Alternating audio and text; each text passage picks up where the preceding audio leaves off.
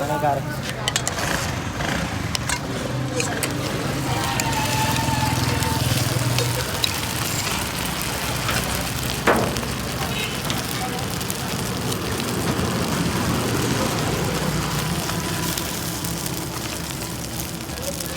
पानी 3 पराठे तो जल्दी काट दीजिए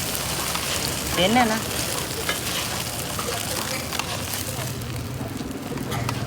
आमलेट अंदर का लाया जो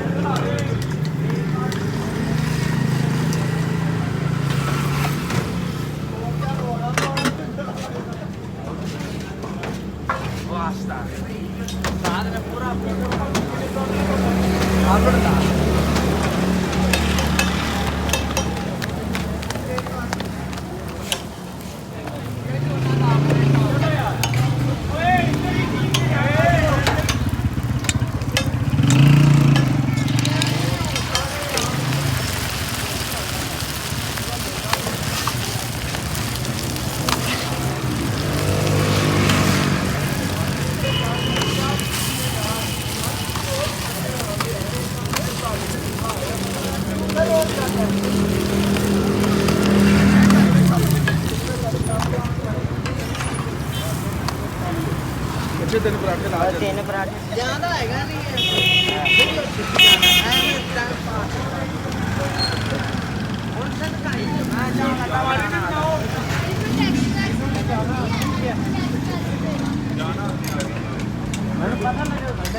बनाना हाँ रोड से